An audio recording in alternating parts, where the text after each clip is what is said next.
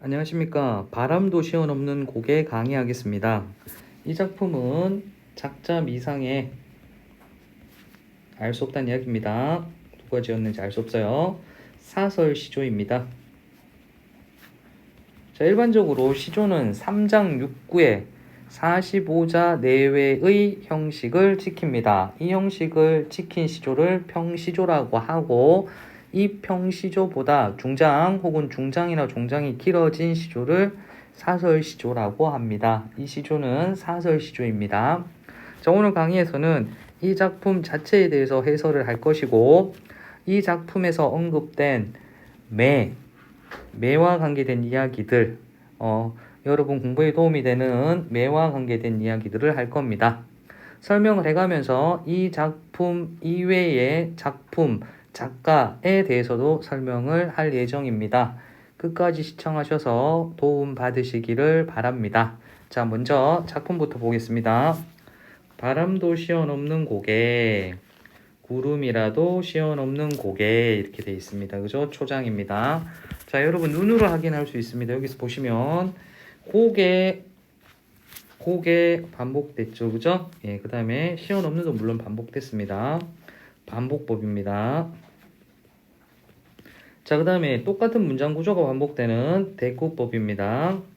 자, 그리고 바람이 신다, 구름이 신다, 의인법 되겠습니다. 뭐 하류법이라고 할 수도 있겠습니다. 이런 표현 기법들이 사용되었습니다. 그죠?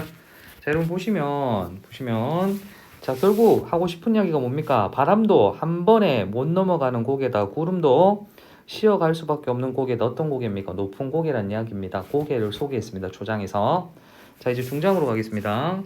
산진이, 수진이, 해동청, 보람에 쉬어 넘는 고봉, 장성용 고개가 또 나왔습니다. 그죠? 예.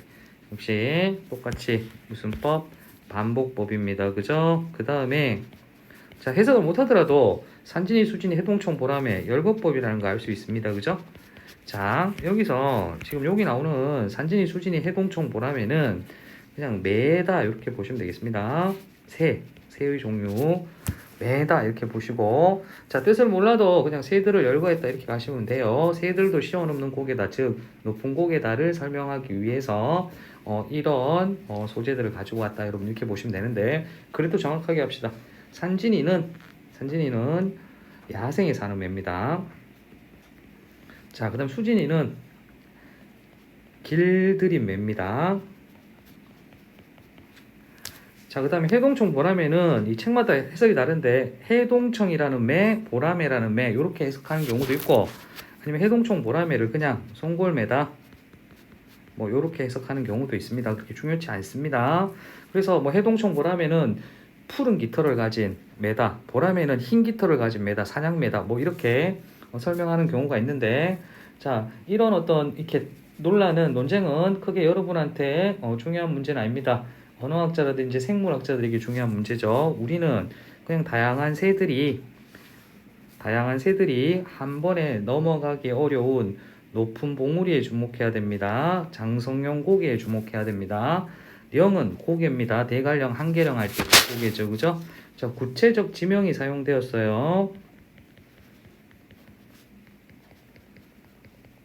자, 이것도 정확하게 합시다. 지금 요 구체적 어딘가 하면 현재 북한의 해산시에 해당하는 해산시에 있는 고개 이름입니다. 그 조선시대 기준으로 했을 때 여기는 갑산입니다. 갑산은 여러분 들어본 적 있을 겁니다. 김소월시 삼수갑산이라는 그때 이렇게 인용된 지명이죠. 그죠? 예, 김소월의 고향이 삼수갑산은 아니죠.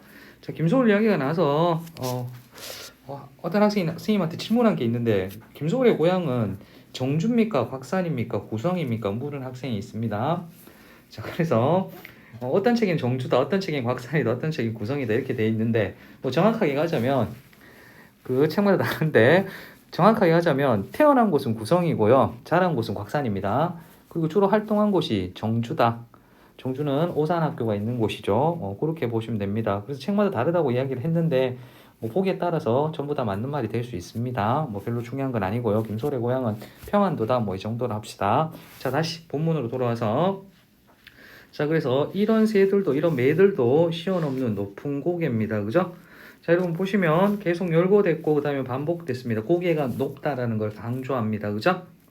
자, 그 너머에, 그가 뭐죠? 예, 장성령이겠죠. 그죠? 예, 높은 봉우리 고봉입니다. 고개입니다. 님이 왔다면, 가정했습니다. 나는 아니 한 번도 쉬어 넘어가리라. 자, 요것도 볼게요. 한 번도 안 쉬어 넘어가리라. 요렇게 이야기를 해야 되겠죠. 그죠? 자, 그래서 요거는 도치됩니다. 그죠? 예, 요렇게 하는 게 자연스럽죠. 현대 기준에서. 도치법이다. 이 정도도 알아둡시다. 자, 그래서 전체 내용은 뭡니까? 굉장히 높은 고개가 있는데 그 너머에 님이 왔다면 나는 안 쉬고 넘어갈 수 있어. 실제 가능합니까? 쉬지 않고 이 높은 산을, 그렇게 높은 고개를 그렇게 넘어갈 수 있을까요? 예, 과장법이고 과장을 통해서 이렇게 강조하고 있습니다.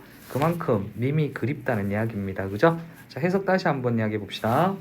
바람도 시원없는 고개, 구름이라도 시원없는 고개, 매, 산진이, 수진이 매, 해동청 보람의 매, 혹은 매매, 시원없는 고봉, 높은 봉우리, 장성령 고개를 그 너머에 님이 왔다 하고 하면 나는 한 번도 쉬지 않고 넘어갈 거야. 이렇게 되겠습니다. 그죠? 자, 주제가 뭡니까? 주제는 힘에 대한 그리움 되겠죠. 그죠? 자, 그 다음에 요 소재들 이야기했었고요. 지금 고개는 여러 번 반복됐다고 그랬습니다. 그렇죠? 당연히 이런 고개들은 장애물이 되겠습니다. 그죠? 이것도 같이 갈게요. 고개가 요 고개, 요 고개, 요 고개들은 님과 나 사이를 가로막는 장애물로 해석할 수 있습니다. 반복법, 대꾸법, 의인법, 열거법, 반복법, 가정법, 과장법, 도치법 등등이 사용된 시조였습니다. 자, 여기 활용이 아니고 활류입니다. 살아있지 않는 걸 살아있는 것처럼 표현한 기법입니다. 자, 여러분 여기 수업을 하면서 선생님이 산진이, 수진이, 해동청, 보람에 이래서 매 이름들이 쭉 나열이 되었는데 뭐 이 작품 이해에도 도움이 되겠지만 여러분 공부하시는데 필요한 이해라고 필요한 어떤 공부라고 생각을 합니다. 그래서 매에 대해서 잠깐만 이야기를 하겠습니다. 여러분이 매 사냥이란 말을 한번 들어보셨을 건데 매 사냥은 매를 사냥하는 것이 아니라 이렇게 매를 훈련시켜서 이렇게 다른 새들을 잡는 그런 사냥 방법, 그런 풍습이 있었습니다. 자, 그래서 매 사냥이 몽골에서 우리나라로 전해졌다 이런 주장도 있고, 아니다, 우리나라는 그 이전부터 자체적으로 매 사냥을 했다, 뭐 이런 주장도 있습니다. 그래서 그런 논란보다도 분명한 사실은 역사적 기록이 뒷받침하는데 우리나라 매가 이렇게 다른 나라에 비해서 굉장히 훌륭했었습니다. 그래서 여러분 역사 시간에 배웠을지 모르겠지만 응방이라는 기간을 고려시대 때 따로 둡니다. 그러니까 매를 잡아서 매를 훈련시키고 그 원나라 간섭기 때 이렇게 원나라에 바치는 그런 관청 기간을 따로 두었답니다. 이게 다른 나라 사람들이 우리나라 어떤 매를 굉장히 탐냈겠죠, 그죠?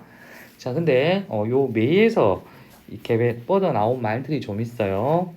응시라는 말이 있습니다. 자, 응시인데 시험에 응시하다고는 이렇게 동음이어죠. 응시는 이렇게 집중해서 쳐다보는 걸 응시라고 그러죠. 요때 쓰이는 게 매응자입니다. 매는 한자로 응이라고 씁니다. 자, 그리고 우리 옹고집 들어보셨을 건데 옹고집 같은 경우는 응고집에서 왔습니다. 그게 매의 고집에서 온 거죠. 그죠? 예, 그 다음 뭐 옹골지다 같은 경우도 단단하다, 빈틈없다 이런데 이것도 역시 응에서 왔습니다. 그래서 매와 관계된 말이다. 그리고 매라는 말이 직접 쓰이는 경우도 있습니다. 어떤 게 있냐면 매섭다 있죠. 매섭다는 무섭다, 사납다 이건데 매스럽다에서 온 말입니다. 자, 그리고 매만지다 있죠. 자, 매는 굉장히 이렇게 귀하게 취급받았습니다. 그래서 매만지는 거는 이렇게 함부로 만지는 게 아니라 부드럽게 살살 이렇게 만지는 걸 매만지다라고 그러죠. 자, 그 다음에 매몰차다 있죠. 그죠?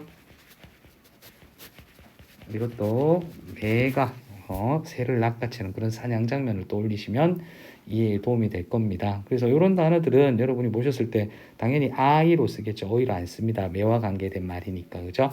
조금 더 이야기하자면 바람 맞다 같은 경우도 매가 사냥할 때는 어떤 바람의 진행 방향으로 갔다가 사냥이 실패하면 바람을 맞으며 돌아오죠. 그래서 거기서 유래된 말이다. 뭐 이렇게도 이야기할 수 있고요. 자, 그 다음에 시치미 떼다도 있습니다. 그죠? 시치미 떼다. 자, 시치미 떼다는 뭔가 하면 예전에 매가 귀하다고 그랬어요. 그죠? 그래서 이렇게 매 주인이 뭐랄까 매마다 이름표를 붙여놨는데 그 매가 이렇게 길을 잃었을 때 그 이름표를 떼고 자기 거인 척하는 거. 예, 거기서 유래된 말이 시치미 떼다. 뭐 이 정도 되겠습니다. 재밌는 말들이고 그래서 이야기했고요. 문학 작품에서 김유정의 만무방에 보면 응칠이 팔자가 매 팔자다 이렇게 나오는데 매는 귀한 새였죠, 그죠? 예, 그래서 대접을 잘 받는다 이런 의미인데 실제로 대접 잘 받은 건 아니까 거기서 반어법으로 쓰였다 뭐 이렇게 이야기할 수 있을 것 같아요. 이것처럼 매가 매사냥과 관계된 게 우리 문학에서도 많이 사용되고 어휘의 기원이 되기도 했으니까 이런 것도 여러분 참고하시면 좋을 것 같습니다. 예, 설명 여기까지 하겠습니다. 궁금하신 점 있으시면 댓글로 질문하시면 답변 드리겠습니다. 예, 감사합니다.